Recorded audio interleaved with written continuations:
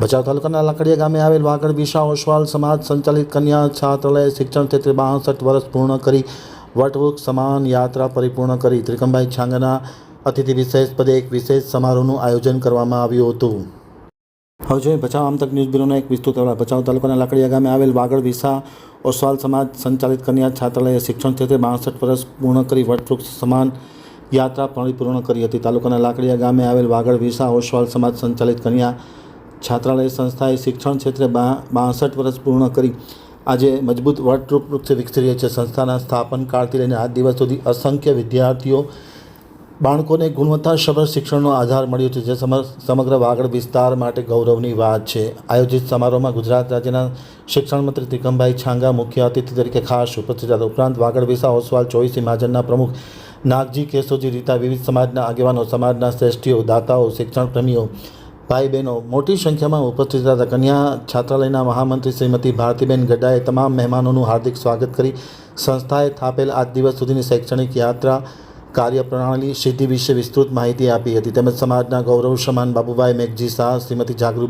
જાગૃતિબેન બાબુભાઈ શાહ તેમજ રાપરના ધારાસભ્ય વિરેન્દ્રસિંહ જાડેજા તરફથી સંસ્થાને સતત સહયોગ મળતો રહ્યો છે તેવી ભાવના પણ આ પ્રસંગે વ્યક્ત કરવામાં આવી હતી। પ્રમુખ નાગજીભાઈએ દાતાઓ અને સમાજના શ્રેષ્ઠીઓનો આભાર માનતા જણાવ્યું હતું કે સંસ્થા એક વટવૃક્ષ સમાન છે, જે સમાજના સહકારથી સતત વિસ્તરે છે। મુખ્ય અતિથિ તરીકે શિક્ષણ મંત્રી છાંગાએ પોતાના પ્રવચનમાં શિક્ષણનું મહત્ત્વ સમજાવ્યું હતું। ખાસ કરીને ત્રિકમભાઈ છાંગા, કુલદીપસિંહ, વિરેન્દ્રસિંહ જાડેજા, ડૉક્ટર તનુજા બેરી, તનુજાબેન નેશારી, નાગજીભાઈ રીટા, બાબુભાઈ મેઘજી શાહ, લાલજીભાઈ કારિયા, પ્રકાશભાઈ છાડવા, હરિલાલ રીટા, જાગૃતિબેન શાહ, ડૉક્ટર મોહનભાઈ પટેલ, ડૉક્ટર અનિલ ગોર, ભચાઉના મામલતદાર રાજપૂત સાહેબ, લાકડીયાના સરપંચ સુલેમાનભાઈ સહિતના લોકો ખાસ ઉપસ્થિત હતા। સફળ બનાવવા માટે મંજુલાબેન, શ્રીમતી ભારતીબેન, તમામ ટ્રસ્ટી, આચાર્ય અને શિક્ષકગણે ખૂબ જહેમત ઉઠાવી હતી।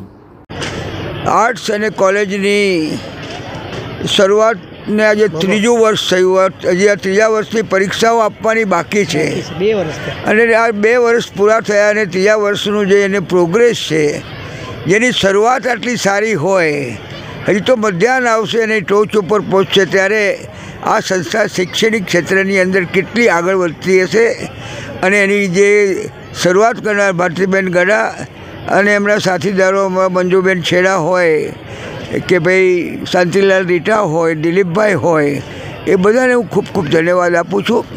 અને પૂર્વ કચ્છની અંદર સ્ત્રી કેળવણી માટેનો પાયો નાખનાર પ્રવીણચંદ્ર શિવજી શાહ અને લક્ષ્મીબેનનું સ્વપ્ન આજે સાકાર થતું જોયું અને હું મારો પરમ સંતોષ રાજીપો વ્યક્ત કરું છું। ખૂબ ખૂબ ધન્યવાદ ભારતીબેન, અને તુમ આગે બઢો, હમ તમારે સાથ હૈ।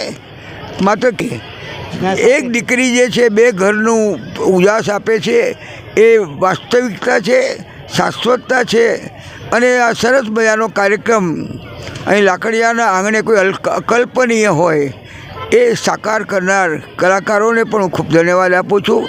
શિક્ષણ મંત્રી, એના ઉપરાંત કચ્છ યુનિવર્સિટીના વાઇસ ચાન્સેલર મોહન પટેલ પણ આવીને એવું સરસ મજાનું માર્ગદર્શિકતા અમને આપી।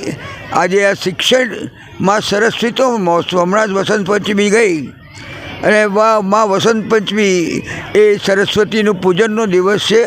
આ સરસ્વતીના પોખણા કરનારી આ શૈક્ષણિક સંસ્થા આ અમારા સમાજની વાગડ વિશા ઓસવાળ સમાજનું એક ઘરેણું છે, એ સુવાસ પસરાવે છે અને ચોમેર ફેલાય અને જ્ઞાનનો પ્રકાશ ખૂબ ફેલાવે એવી મારી 84 વર્ષની ઉંમરે શાસનદેવને પ્રાર્થના છે।